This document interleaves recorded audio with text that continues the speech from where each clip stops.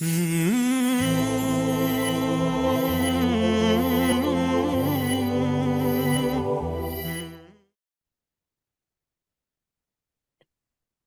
alaikum wa rahmatullahi wa barakatuh. Welcome to another episode of the Islam Through the Ages podcast. I'm your host, Thaqib Musa, and today I'm joined with a returning guest, Dr. Ramon Harvey. Assalamu alaikum wa rahmatullahi wa barakatuh.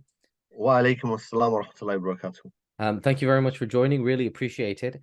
To start off, before we get into our meaty subject for today, just a quick intro about our guest. He was on a previous episode as well, but today we've got same guest talking about a different topic. So Dr. Ramon Harvey lectures in Islamic theology at the CMC, the Cambridge Muslim College. He completed his postgraduate studies at SOAS, University of London, and he also holds an Alamiya qualification. He has several publications. These include Transcendent God, Rational World, a Maturidi Theology, and the Quran and the Just Society, both published by the Edinburgh University Press. His research currently focuses on Kalam in early Maturidism and on constructive Islamic theology, especially in conversation with Christian theology, analytic philosophy, and phenomenology. Is that correct? Phenomenology? Phenomenology, yeah. Phenomenology. And he's the series editor of the Edinburgh Studies in Islamic Scripture and Theology. So people might have guessed from this, if you haven't already guessed from the title that's appearing on your screen or your car. Today we're going to be talking about theology. So we want to kick off the conversation. And the first kind of question, just to prime ourselves into this, is what is theology in Islam, broadly speaking? Yeah, so it's a great question. Theology, of course, is a word we use in English. And when we come to think about the disciplines of Islamic thought, it doesn't exactly correspond to any single discipline. What we have in Arabic, or in traditional Islamic studies, we have Aqeedah, which is creed, and I think we'll talk about that going forward. We also have Ilm al-Kalam, or just Kalam, which is a kind of philosophical theology, dialectical theology, or rational theology. These kind of terms are used.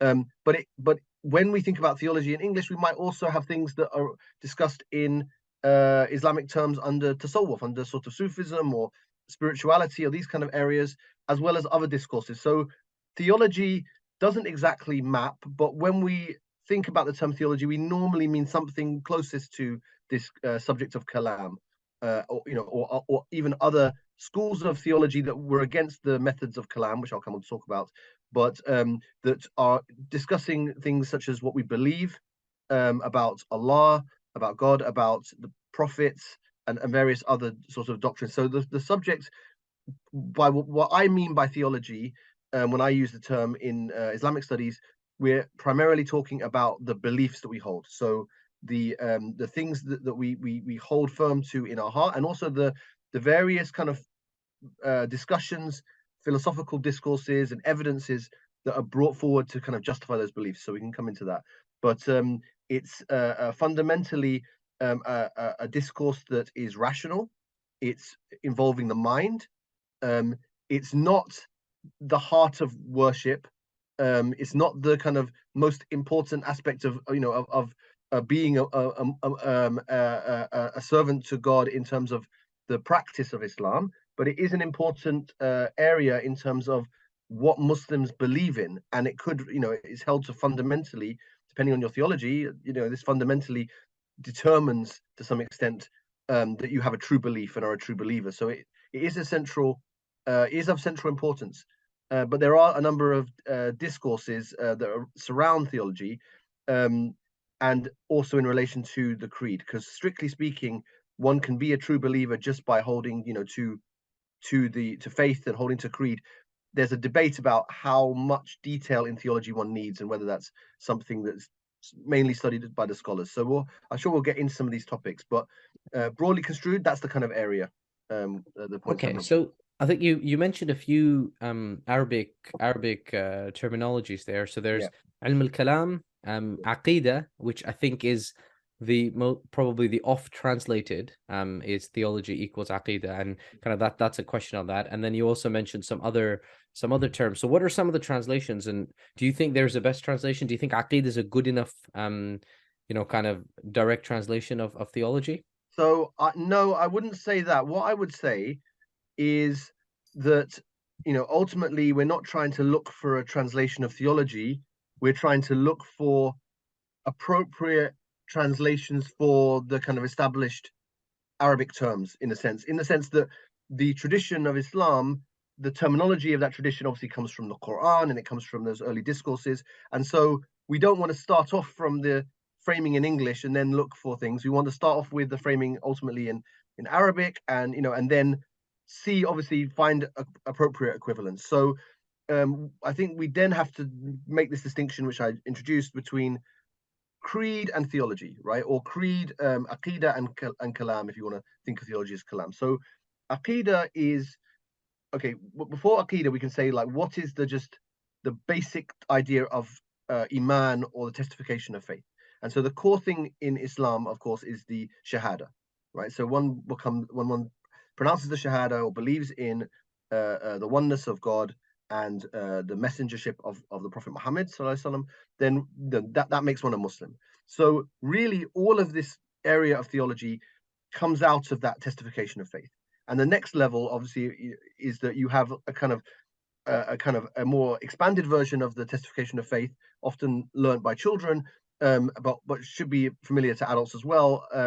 Of God and His angels, and His books and His messengers, the Day of Judgment, and the fate, the good and the bad. This is the common sort of framing that most would have been Is that the familiar with. 6 pillars? So of the six pillars of faith, right? So and sometimes it's expanded to 7th to also include the hereafter and so on. So this is well known, but I think in those terms this is broadly agreed by all Muslims, or virtually almost all Muslims.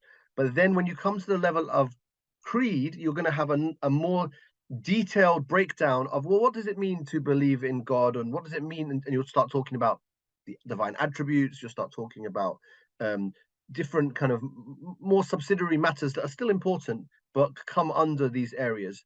What do we believe about the Quran? What do we believe about the Day of Judgment and about fate and so on?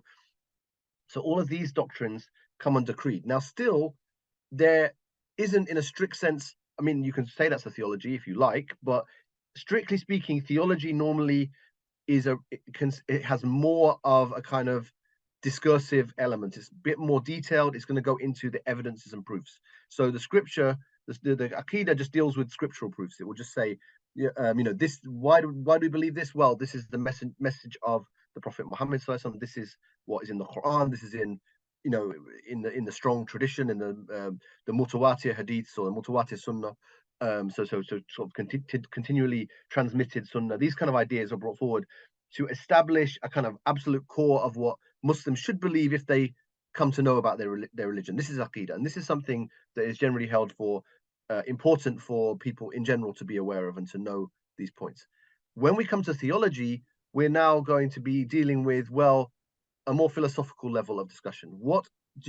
How do you show this is true to someone who maybe doesn't believe in your scripture? How do you vindicate your claims? How do you respond to arguments? How do you engage with other religious traditions that have different claims to truth, or maybe today and even before, people who say there is no God, and an atheist or something. So there's that kind of level of discussion comes up, and we need to have some kind of ways to explain the points of Aqeedah in more detail and with more rational appeal. This is where you get into the area of ilm al-kalam, or into other alternative methods trying to achieve the same goals, but maybe without associating themselves with kalam. But generally in the Sunni tradition, ilm al-kalam has been the dominant way to do this. And this is, and we'll come on to discussing some more of what this ilm al-kalam is about. But this, I would say, is more theology in the kind of modern sense. This is what I call the clarification and justification of the creed of Aqeedah. So these two things are important. The clarification is, answering these questions. What does it mean? What does it mean to say that God speaks? What does that mean?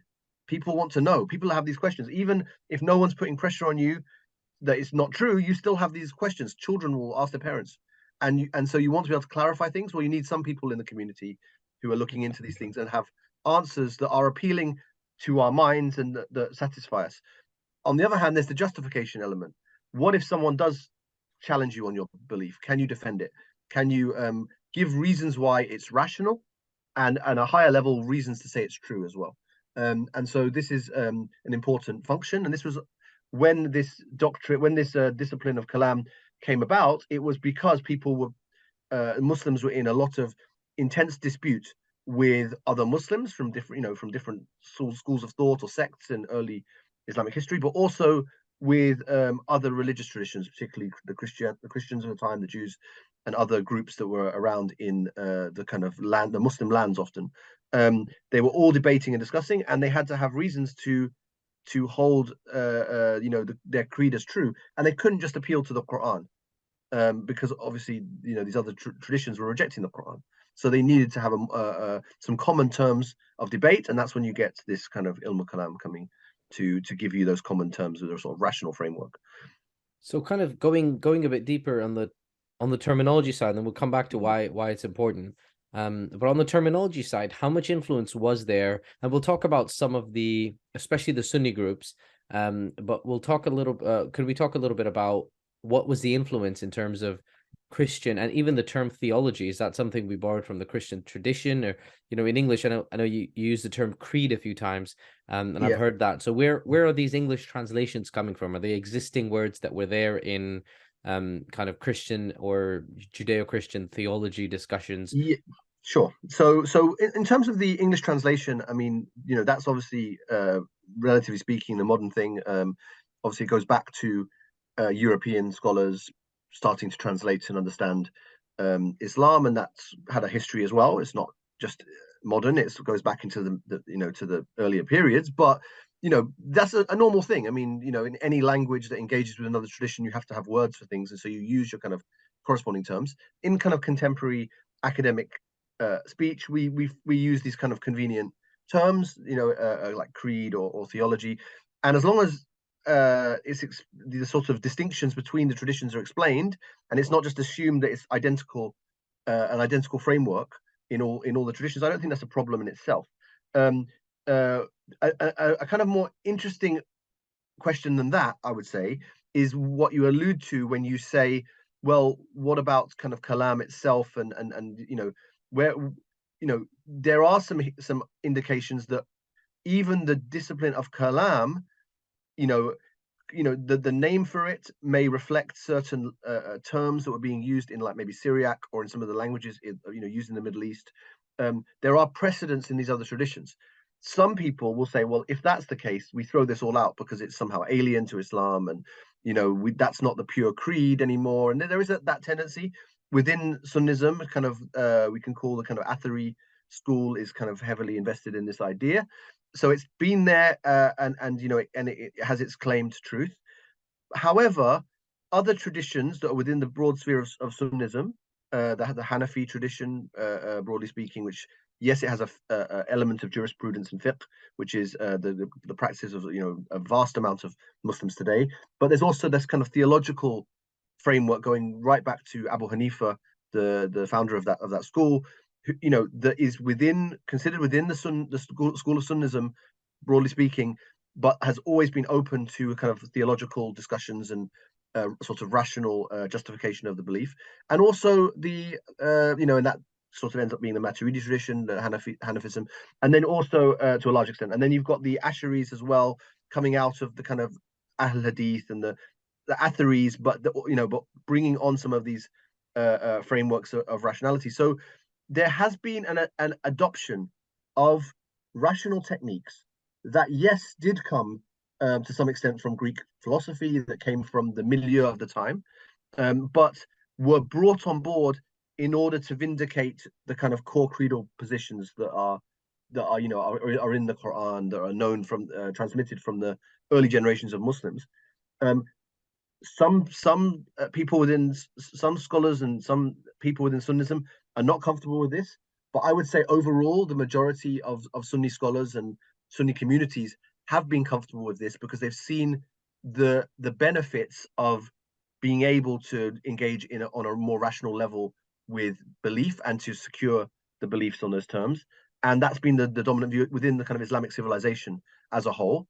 And that can't be ignored, in my view, that's been such a dominant trend within the civilization. And to be honest, I think that's entirely appropriate within a major world civilization that is aspiring to the highest levels of research, the highest levels of knowledge. You're going to have people that want to go onto a more philosophical track in areas such as theology, and as long as it's done in a balanced way, then I support it. And this is why my own research has been in that vein as well. So, but I would like to say that some people then take this as a kind of an excuse to make huge polemics on those amongst the community that are not comfortable with that. And I don't take that view. I have teachers, and I've had teachers in the past. I've been associated with scholars who are not comfortable with the Kalam methodology, for example. But I still have a great deal of respect for them and for that choice. It's fundamentally a choice to not enter into that method and to not to do that. But I think that in my mind, it's a good thing and a productive area of research as well. So it's quite a nuanced discussion, of course, but that's hopefully some interesting threads that you can continue to pull on. Yes. So I think yeah, to kind of build on that a little bit. I think we've talked a lot about why it's important in terms of defense of certain ideas and how within a civilization there will definitely be a requirement to do something like this. Now, kind of carrying that on, and I think it would be good from a clarification of confusion perspective as well, is some of this stuff developed as people were having conversations with each other. So I think you use the term Hanbali. So we usually think of Hanbali, Hanafi, Shafi'i, Maliki as the four schools of fiqh. But I think you kind of pointed or hinted to the fact that actually there was such a term as Hanbali in Aqeedah and Hanafi in Aqeedah, where you had perhaps the more Kalami side, and we can say maybe the more Aqeedah side. So there's two kind of things I wanted to pull on this. One is, how did all this develop, and kind of what were the correlations in terminology? But secondly, when we talk today, actually perhaps we can say kalam is something that the athari side, we'll come to these terms and in a bit more detail later of what the differences between them are, but the athari side are perhaps anti-kalam, but actually they're very big on the term aqeedah. And so what are some of the differences, and how did that develop at the time that it was developing? And I think this was maybe the first 100, 200 years after the Hijrah. Okay, so there's a lot there.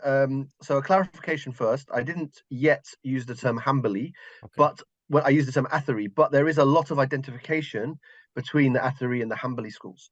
So, of the fiqh schools, the Hanbali school has been most associated with this Athari perspective. And historically, overall, the Hanafis get associated with the Maturidi tradition.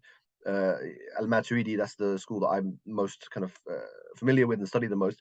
Al-Maturidi was a Hanafi and developed that tradition. And then you've got the Ash'ari school of Sunni Kalam gets associated with both the Shafi'is but also the Malikis, so those two schools. And that's an interesting story, and there's lots to say. But I think that the question of origins is crucial. So what I think you get in the first kind of 100 years, 200 years of Islam, you've got, on the one hand, a transmission of basic teachings from of the Quran, the spread of the Quran, the Sunnah of the Prophet. And there's a lot of debate in early Islamic studies on those areas, but I'm not going to get into that today. I think we touched on it more last time we spoke. But for the area particularly of Aqeedah and beliefs, you've got some areas that are being or some points of belief beyond just the mere testification of faith that are becoming dominant within the community, that are being widely shared by most of the community of Muslims. And so the way, this is my interpretation, and others will maybe disagree with this, but from my understanding of what's happening, and this is backed up by other research in the academy as well, there's this general kind of religious feeling, and it's not codified into like one creed or one view or one text, but there's prominent views of sort of creed that are broadly accepted. Then you've got the emergence of some sort of breakaway groups and tendencies. You get some, you get the quite early on, you get the group known as the Khawarij, right? Who are taking certain sort of stances on principally political matters, but with theological implications about faith and so on. you've got this group that splits off called the Khawarij, and they identify themselves, and because they're splitting off the main body, they identify themselves. They're calling themselves the true believers. I mean, every group calls themselves the kind of true believers or the true Muslims, but they're splitting off, and there's a reaction to them. And so every time there's a group splitting off, there's a reaction in the main body. Another group that kind of splits off to some extent is a sort of early Shi'i groups and tendencies. And so these have other types of political disputes with the broader majority community, particularly about the claims to whether Ali radiallahu anhu, who was the fourth caliph of the Muslims, whether he really should have been the first caliph. That's that massive dispute that comes to the fore. And then it's a complicated picture, because even amongst the sort of broader mass of Muslims that don't subscribe to a kind of, to say that they are the party, Shia Ali means the party, the group of Ali. Even if they don't say that we're fully defining ourselves by that, they may still have a view that Ali, for example, was the most virtuous of the first four caliphs, but without saying he should have been the first caliph, accepting that. So there's all these spectrums of beliefs and sort of splits from more extreme groupings, but overall there's this broad body of understanding that later on comes to a kind of self-awareness that we are the Ahl Sunnah wal Jama'ah, right? And that takes the time. That's a process, because what happens is that in my view, is that the smaller groupings, the minority groupings, they have to define themselves earlier on. Why are we different from the broader mass? And then the broader mass have a sort of more inchoate understanding, and then you've got within that tendencies that start to come to a more of an awareness of themselves. And so you have the kind of Athari tendency, we could say, which is associated with a collection of hadith. You have this Hanafi tendency. It's also associated with what's known as the Murjia tendency. Basically, they're very much in some issues saying, well, look, we'll leave that to Allah to decide, right? So they have this tendency. A lot of this ends up going on to sort of the camp of Maturidism, and it's I don't want to simplify the process. It's a very complex process, but I think you do have these kind of this gradual awareness of these different sort of poles of thought, that all of themselves, they see more in common with each other than they do with the sects that are outside of the kind of broader mass. And they sort of start to see themselves as this kind of majority community, i.e. of Sunnism, but even within themselves, they sometimes have disputes, and even sometimes declare others within that group, within that broader sphere, okay, you're not really the true Sunnis, you're not truly the Ahl Sunnah, or if you hold these other views, that wouldn't be truly the Ahl Sunnah. But all of these groups are making the claim for the broad majority of Muslims, and then eventually they kind of reach a kind of, we could say, a kind of shared understanding to kind of mutually accept each other. And this takes quite a few centuries, actually. So it's not an easy story. It's not maybe it's not maybe what people want to hear, that from day one everyone said we're the Sunnis, and it wasn't like that. It was a much slower gradual process, but one in which I think there was a shared understanding of a kind of majoritarian community. And I think Abu Hanifa understood this, and he was really speaking sort of in opposition to the Khawarij. And later on, you've got kind of people speaking against the Mu'tazili school and the philosophers and so on. And I think maybe this will come up in a further question you want to ask about kind of divisions of this. Yes. So I'm glad you mentioned that, because I think as soon as someone hears about Aqeedah and they hear these conversations around theology, the first two things they hear is, first, they hear about Aqeedah Tahawiyyah. So if you could shed light on that book and kind of where on the spectrum it fits, but also why it's become, especially in the Sunni realm, it's become almost like a primer. And the second thing they hear about is the Mu'tazilis, and it would be good to hear, a little bit about what role did they play in kind of identifying theology, but also, what kind of happened, what period were they in, and what is now famously referred to as the Mihna. Yeah, so I think the best way to do that would be in the reverse order that you mentioned it, because Tahawi he dies in the 4th century, at Tahawiyyah, and I'll come on to him. But the Mihna is in the 3rd century, and the roots of Mu'tazilism are actually kind of in the sort of early 2nd century, we could say. But then it kind of develops into the sort of second half of the 2nd century and into the 3rd century. So the Mu'tazili movement is associated with something known as the Qadariyah. A lot of names and terms and groups and sects. I mean, it's an interesting topic. As I've mentioned, it's not easy always to I cover this I've just covered it in about a term with my students at the CMC. So that's about 10 2-hour lectures just on the history, plus we've been reading Aqeedah as well for 2 hour and a half a week. So it's a lot to summarize in a few minutes, but I would say that the Qadariyah are united, is a general sort of tendency. It's not really a full school or anything, but they are against the idea of the divine decree, right? So they think that human beings have a sort of radical free will, such that they are entirely responsible for their own actions in a way that God doesn't even create their actions. So this goes against the idea of like kind of the divine decree, or this idea of predestination, or you could say destiny. The writing, whether that's variously understood, and there's a lot of theological discussion over exactly what do we mean by this, but the idea that there is a sort of destiny for everyone known to God. The Qadariyah were against this in various forms. They really wanted to kind of maintain what they saw as a certain form of human freedom. This then moved into the Mu'tazili school, which had a more developed idea and various kind of concepts connected with that, but also connected with the idea of divine justice. So they had a strong view about divine justice, that it wouldn't be just for God to, for example, predetermine or have a decree for human deeds, and all sort of various other aspects that came into this conception.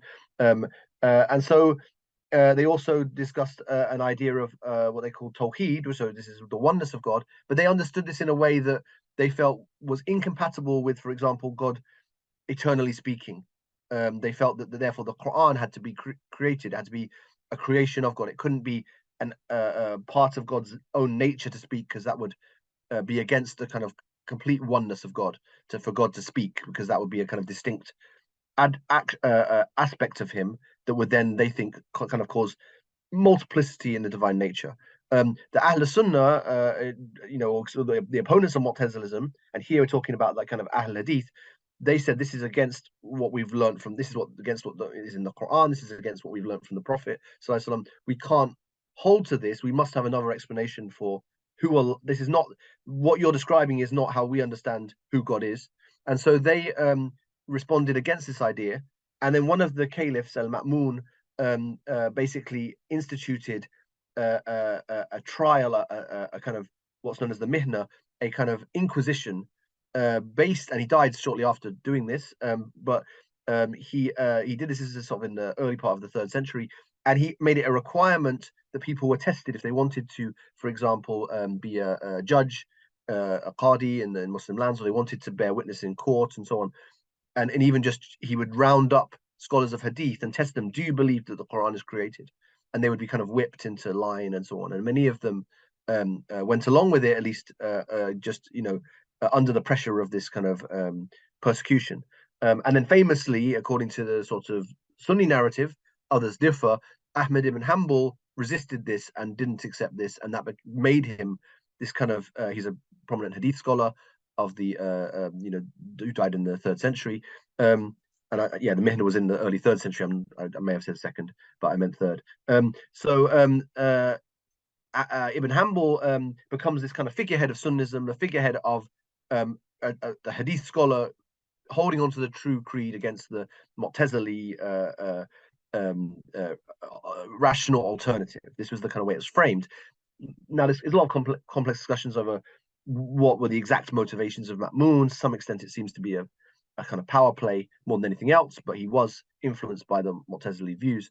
And so this then became a huge reaction in the 3rd century and into the 4th century of, on the one hand, the rise of kind of the Hanbalism and the Atharism, in terms of creed.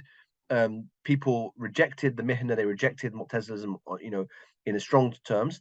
And then secondly, some of the Ahl Sunnah wal Jama'ah, some of these, it's still maybe in it's kind of coming to consciousness, some tendencies. For example, Abu Hassan al-Ash'ari, who was a Mu'tazili, and he left Mu'tazilism, embraced the creed of Ahmed, and used the techniques of the Mu'tazilism against them. So kind of like Aikido, or like one of these martial arts. He kind of knew all the moves, and he was able to use the Mu'tazili moves to vindicate the creed of Al-Sunnah wal Jama'ah. However, the Hanbalis felt this was going too far, and some of the things that he was saying on a rational level, and he was preceded by others before him. A figure called Ibn Kulab was a preceding figure around the time of Ibn Hanbal, who was doing something similar.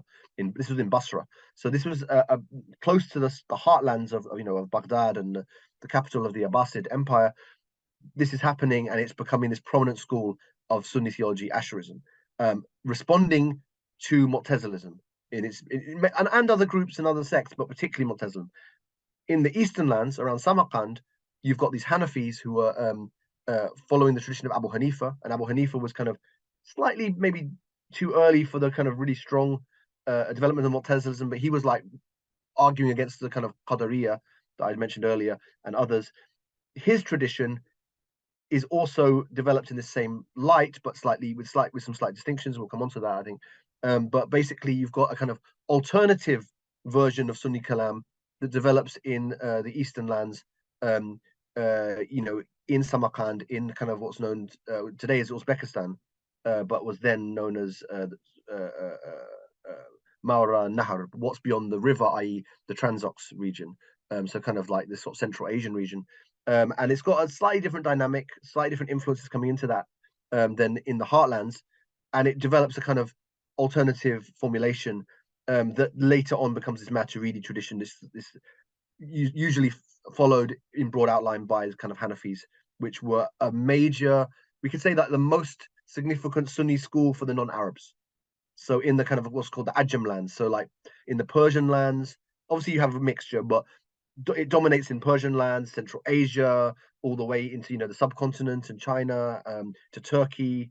So there's this broad realm. I mean, today maybe more than any other group of Muslims, more Muslims are following like Hanafi fiqh probably, and so this has always been a large area of Islamic civilization, and they've broadly followed this particular tradition of Maturidism. But because it was less central, it's sometimes received less attention and less focus, and people just focus on the kind of Ash'arism and Atharism. But it's an important part of the story, and it's been my own focus as well. So that's kind of an outline of some of the kind of reasons why, particularly in the Sunni sphere, and there are rich Kalam traditions in the Shi'i tradition, which I haven't gone into. I'm less specialized in that, but you've got different varieties of Shi'ism. You've got the Imami Shi'is, you've got the Zaydis, you've got the Ismailis. These are different kind of branchings there.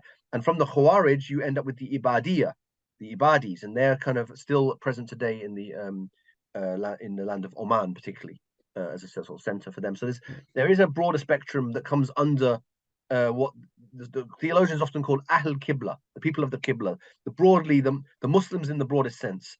Anyone who worships towards the Qibla, even if they're not from within the kind of the majority group or the perceived orthodox group. So this is some of the discussion. But I think one thing to highlight here is that the Mu'tazila are central for really asking the questions that then required the responses from the Ahl Sunnah. They raised certain questions and problems in kind of every area of theology. They really defined.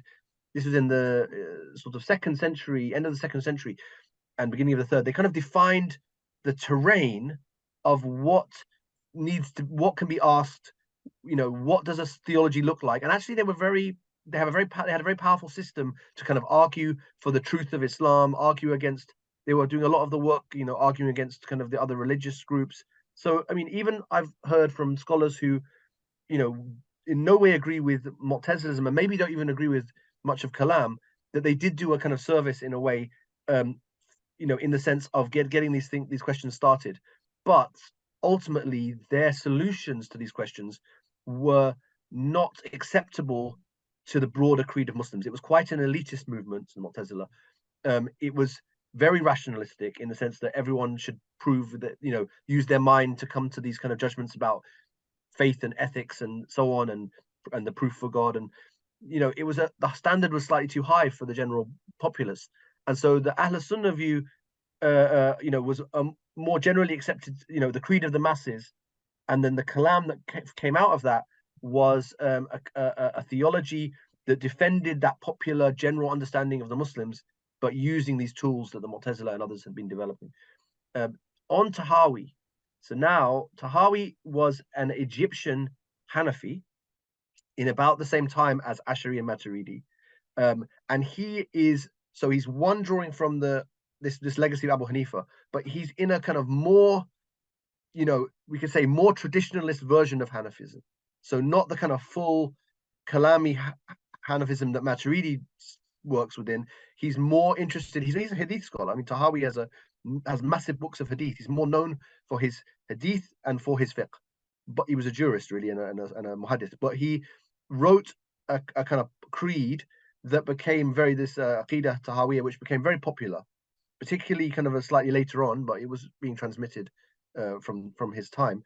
And what's significant about this creed is it kind of became a sort of shared point for all strands of Sunnism to say, well, we may disagree on how you interpret some things in this creed, but we broadly agree that, on the kind of uprightness of Tahawi, of his kind of representing the kind of Sunni point of view.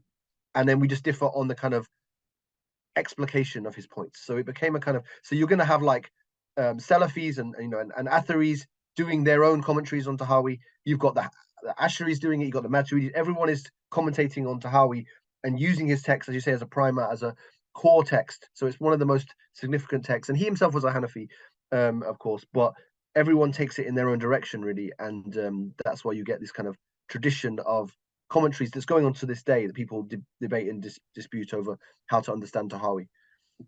Are there any correlations in terms of, so people who are Hanbali in fiqh, do they always tend to be Athari?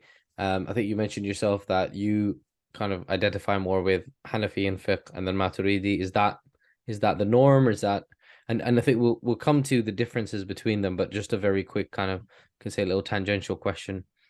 So there's a broad kind of association where you could say if someone is Hanbali in fiqh, then they're likely to be maybe Athari in creed. If someone is Maliki or Shafi'i in fiqh, they're likely to be Ash'ari. If someone is Hanafi, they're likely to be Maturidi in creed. This is kind of a general association, but in individual cases, of course, you can find counterexamples.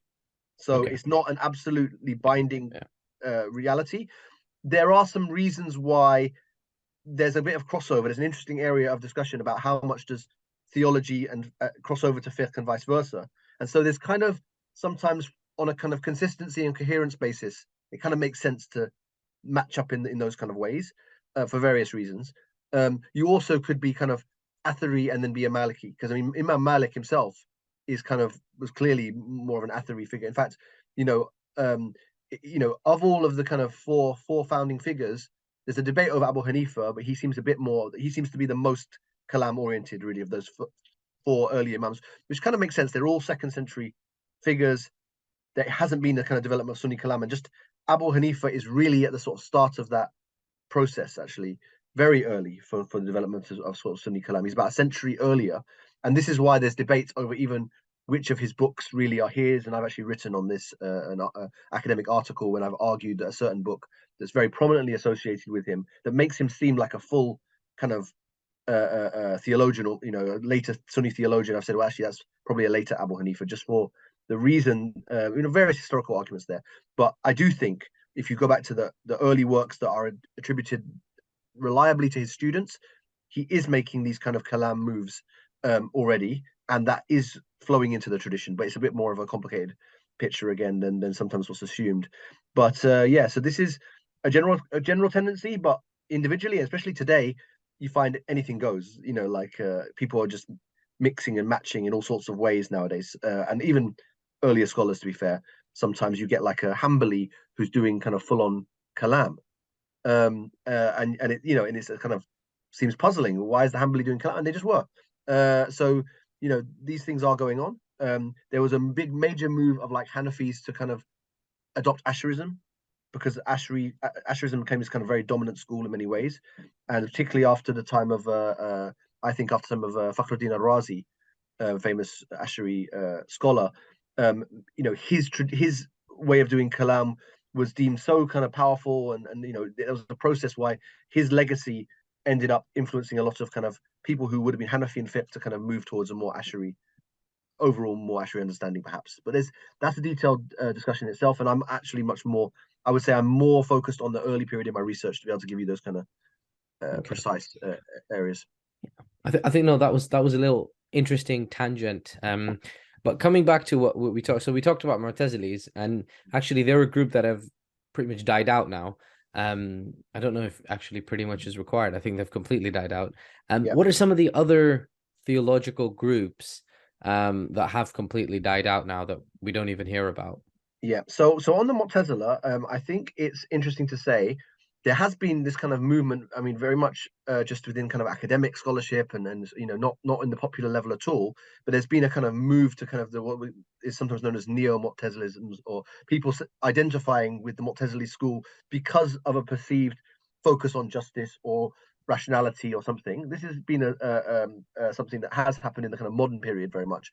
I would say more significant in terms of numbers and in sort of historical reality is Mu'tazilism was widely adopted by Imami Shi'ism and by Zaydism, so by these Shi'i groups, and actually by a lot of principles by the Ibadis as well. So most of the non-Sunni groups adopted prominent areas of Mu'tazili thinking, and those groups will still hold those things to today.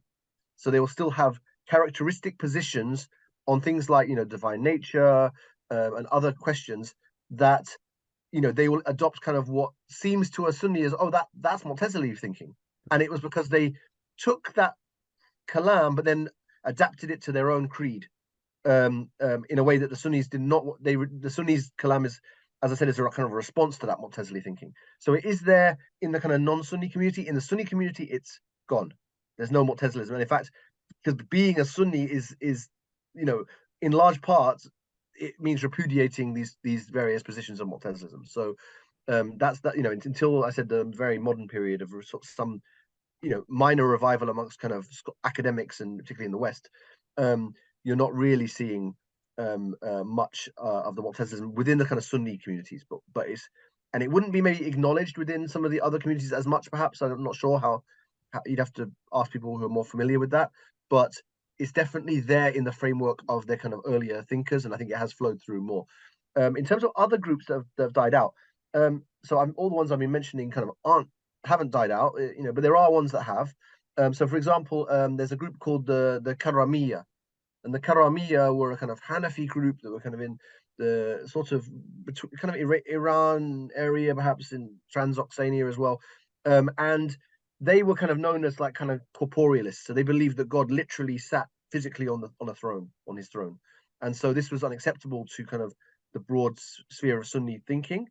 Some individual scholars may have championed that view, and felt that was correct or something, but generally it's been absolutely rejected as like it's kind of anthropomorphism, or what's known as tashbih, like making God similar to the creation, which is unacceptable. So the Karamiyyah seem to have like completely died out as a as a sort of a group, and you have various other kind of obscure kind of sects of within Shiism. There was an early group called the Saba'iyyah, who were like these extreme Shiis who were, they died out. So there were the heresiographical works, the works that kind of show all the different sects and groups in Islam. They kind of are replete with these various kind of minor sects that have died out. But it's interesting that most of at least most of what we see as the kind of major perspectives, they either do carry on in some form, or at least some of their ideas are found in some of the major groups. So like I said, really early on, you've got this kind of split of the Khawarij, which becomes the Ibadiyya. They survive.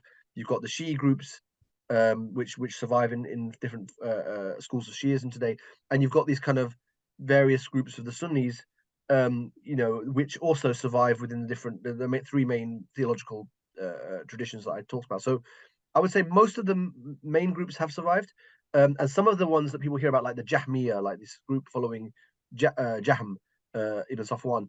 I mean, it wasn't really a sect anyway. It's kind of, he was a figure. Jahm was a figure. He had some ideas. Some people may have followed him. I think Bishr al-Marisi is mentioned, early Hanafi, but it wasn't really a kind of widespread school.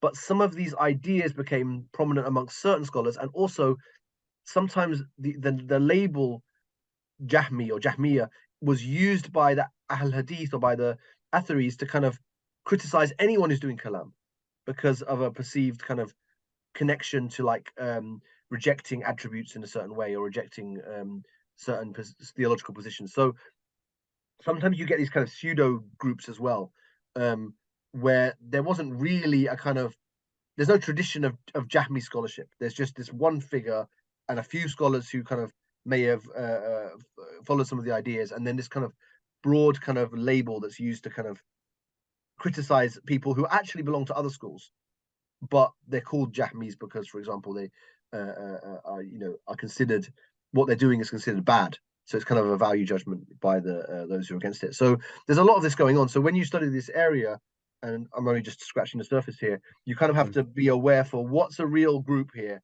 and what's a kind of name that's used to criticize a real group or certain ideas that are being attacked. Yeah, and some of these, so even the ones that died out, some of their ideas perhaps remain. So I think the classic example given is that Tafsir of Zamakhshari, who is a Mu'tazili, is written, and actually most students of knowledge will get a warning as they read it saying, just be careful, it's a Mu'tazili author, so, but the grammar is really good, so go ahead. Yeah, I mean, it's a great example, and of course the tafsirs were written that kind of took the grammatical elements and tried to kind of reproduce them in a more sort of Sunni friendly fashion. So you've got like Baydawi and Nasafi writing these tafsirs sort of afterwards that kind of have a similar format, a similar kind of approach, but have the correct theological doctrines from the Sunni perspective. I remember, just to give a little anecdote, I was in, I think, maybe Medina, and I bought a copy of Al-Kashaf, his tafsir, because I wanted to read it, and I was doing a lot of Quranic studies at the time. And the shopkeeper gave me a funny look, like, well, why are you buying? Didn't say anything, but he gave me a look like, why are you buying this book? And I was thinking, well, why are you selling it then? But it's unrivaled in these particular questions of kind of grammar and balagha and so on. So yeah, the thing is, I do think, whatever someone wants to hold, about the correctness of the views of some of these groups, the contribution of some of the scholars to kind of broader Islamic thought needs to be recognized. There were great thinkers amongst these schools. They had very interesting and challenging ideas, and whether they were ultimately accepted or rejected, that's the fuel that leads to good theology occurring, good thinking. You need to be challenged. If there's no challenge, then you get kind of very just get repetition of the same ideas. You don't get any progress in thinking. So I think there's sort of a divine wisdom in these, even if from our own perspective, we don't accept certain ideas, and there's sort of I think a certain amount of charity that can be given to be able to take the good from someone's ideas, even if we don't agree with the conclusions. We might find, oh, that concept is useful for something that I do agree with. And I think this certainly happened with the other religions. So with Christianity and with Judaism, certain concepts and theological frameworks and so on became useful for developing thought. And then there were, came in, and same thing happens with the Muslim philosophers, who might have a chance to touch on as well.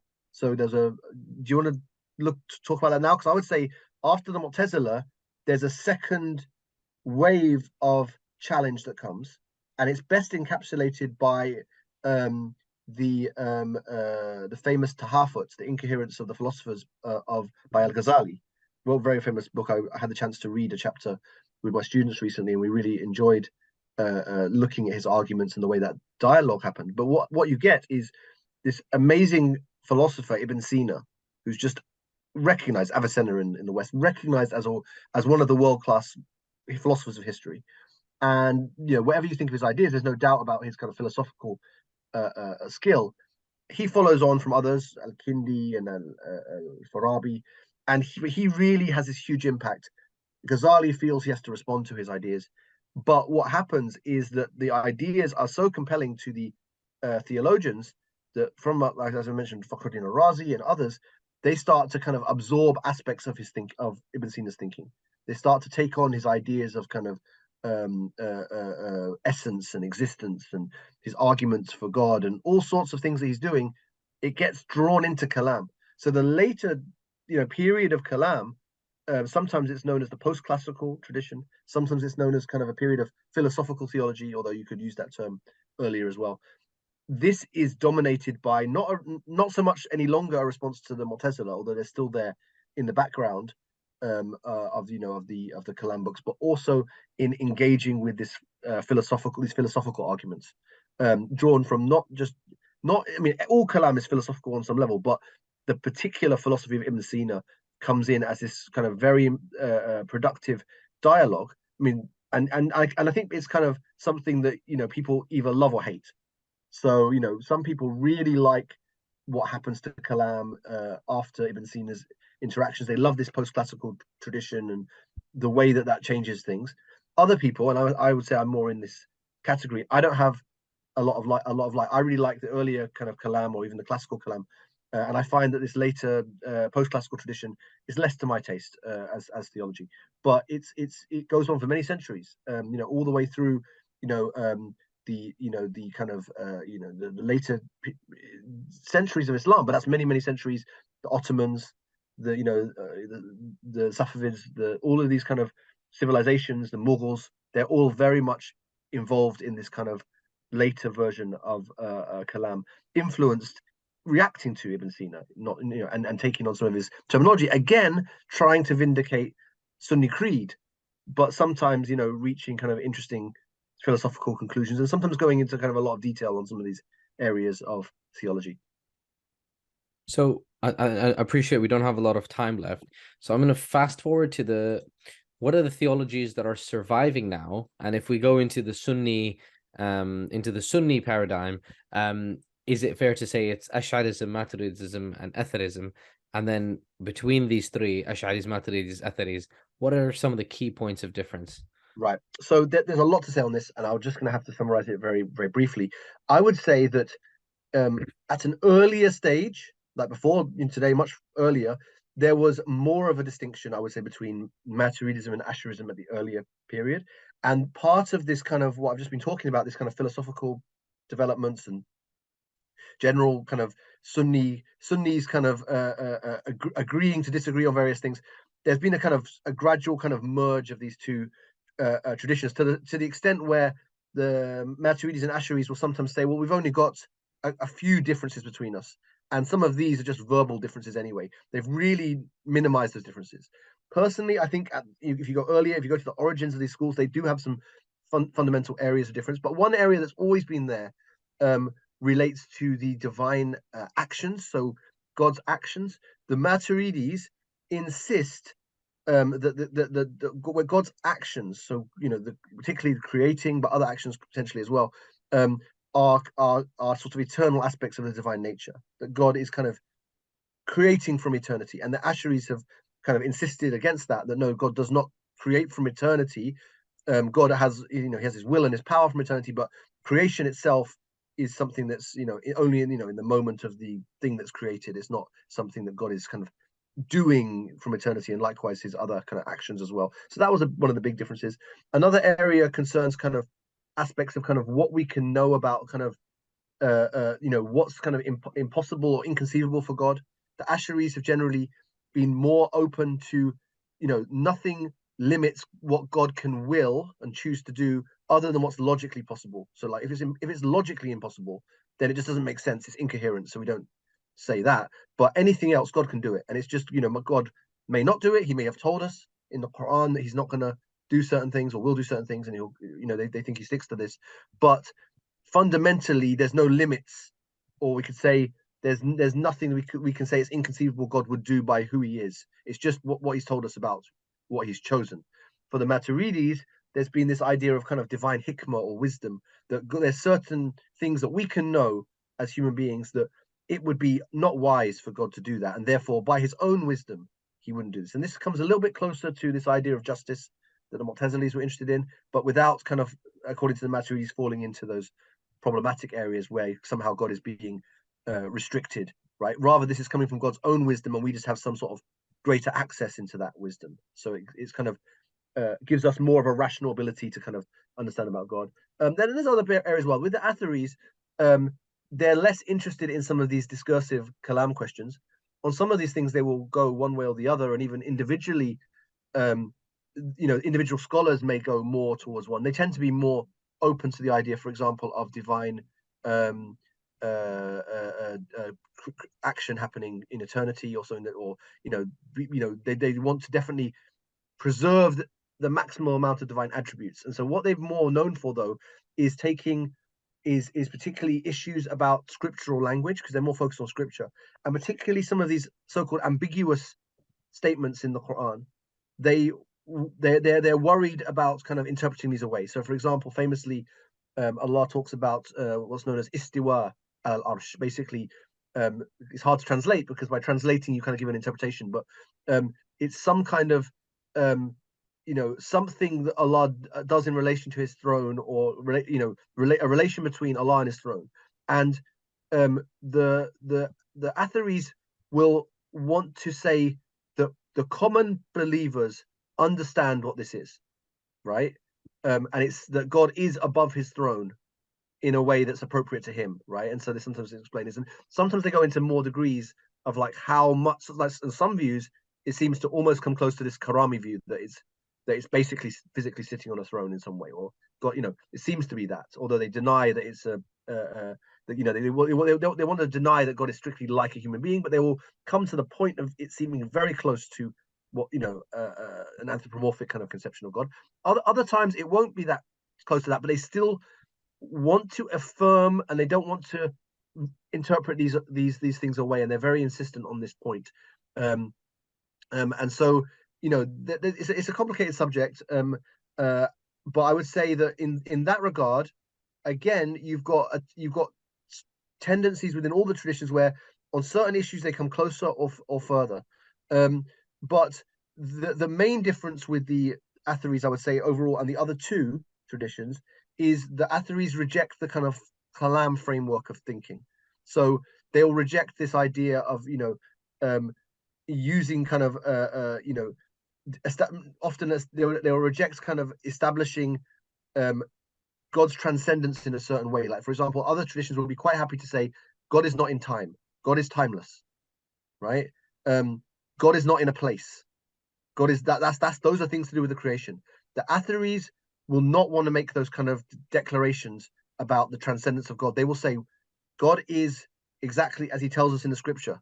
If God says he's descending to the last third of the sky, then he makes that descent. Or if he says he's above the throne, then that's where he is. Or they want to affirm it on a more outward level. And so this has always had a broad appeal amongst kind of some of the masses of Muslims, but it's probably had a more minority appeal amongst scholars, and those who follow follow scholarship on this have sometimes been uncomfortable with where this places it. So there's a bit of an ongoing tension within Sunnism on these kind of points, and they often kind of explode into online battles these days, or previously, in the mosque, or maybe still in the mosque, about people debating these issues often. So I think that even if actually on a scholarly level, I'm not sure that most of the kind of scholars at Ahl Sunnah wal Jama'ah are constantly thinking about these issues. They kind of get drawn into these ones because some of these questions about scripture, about the Quran, about what the Quran's saying, are the things that are most immediate to the kind of ordinary Muslims. And then so they will be constantly bring these things up and discussing them, and then scholars get drawn in. Personally, in my scholarship and my research, I haven't been so interested in those kind of questions of hermeneutics. I see it more as a question of kind of interpretation and scripture. I have been interested, obviously, in the Quran and so on, but in my theological work, I've been more interested in the kind of sort of systematic approach to theology, and building a sort of theological system, and not so much on kind of how do we interpret this verse or that verse. But it's always been a perennial concern of Muslims, because it comes up in reading the Quran. What do you, when you reach this verse of the Quran that talks about the Arsh, what do you understand from this? Is just something that comes again and again to. So I think that leads me nicely into kind of the final question, which is, as your average layperson, I think their interaction with theology is limited, and I think on the one hand there's that kind of question of, is this related to me? Because actually a lot of these philosophical questions, how do they impact my life, and I really don't understand them. On the other hand, a lot of oftentimes in the Dawah sphere, so when you're out there calling people to Islam, some of the challenges, or some people face them, even internally, questions are asked around things like we talked about fate and predestination, and how do you relate the two. And actually that's a theology question that's been discussed for hundreds of years. It's not just a modern 21st century question. But then also we have some, you mentioned the Twitter wars and the polemics, where it's almost like a mosque interrogation when you come in and they say, where is Allah? And if your answer is wrong, then out you go, kind of thing. So what is your advice to lay people who are interested in theology and want to go a little bit deeper? Is it relevant to them? Is it something to or how deep should the average layperson try to dig? Yeah, I mean, this is a really interesting and important question. As academics as well, we need to kind of speak to the real concerns of people, and that's increasingly an important part of kind of outreach and what we do. With theology, as I've been saying from the beginning of the session here, that the first thing to do is to know the creed, right? So someone who is interested, go and study the creed and be aware of the creed, and from your tradition or from that particular school that maybe you identify with, or even just like Tahawiyyah or something. If you're in the sort of, almost any Sunni would be well advised to kind of read Tahawi, and so study this. Obviously, you can have a teacher explain the meanings and give a basic understanding, but try not to go too deep at first into the kind of the sort of detailed polemics and discussions and interpretations, but just get a good sense of these core principles, because ultimately, no one is going to be kind of asked about the detailed Kalam arguments, right? And even the three questions of Munkar and Nakir are very, the basics. Who is your Lord? What is your religion? Who is your prophet? I mean, these are the questions that are ultimately of most importance, and so we shouldn't spend all our time trying to wage war on creedal issues, right? However, I understand that people, and especially today and always, people have certain areas where they're challenged, where they want to know more. And I do think it's not just about defending and trying to find an argument that's going to win. It's also about finding an understanding that, that works for us. We're creatures with an intelligence. Allah's given us an aql. Allah's given us a mind, an intellect, and we want to understand as much as we can. And so we want to kind of, even if we can never get to the end of, truly understand everything, we want to understand more about Allah, about who Allah is, about what Allah has created, about what we should believe. And we want to understand that in relation to the world we're in. And so in that regard, I think there is benefit in getting into theology for those who have the time, the inclination, the facility to do a good job. I wouldn't say to rush to kind of try to win battles, win arguments. Go in with a, grounded in the Aqeedah I mentioned. So for a believing Muslim, nothing that the Kalam does or the theology does should be taking you away from the core creed. It's about the matters that aren't covered. It's about the extra levels of explanation, the extra understandings that the questions that are provoked. Even if you believe Allah speaks, but what does it mean for Allah to speak? That's a separate question that people do want to know, and it doesn't. The answer you get won't challenge the first level. So Kalam and theology is not meant to challenge Aqeedah, right? On certain smaller issues, it may change your mind about what you believe, but not on the major areas, not on the core, not, for example, anything in Tahawi in principle, right? So there's a secondary level of discussion that it will be engaging in, and then you can read.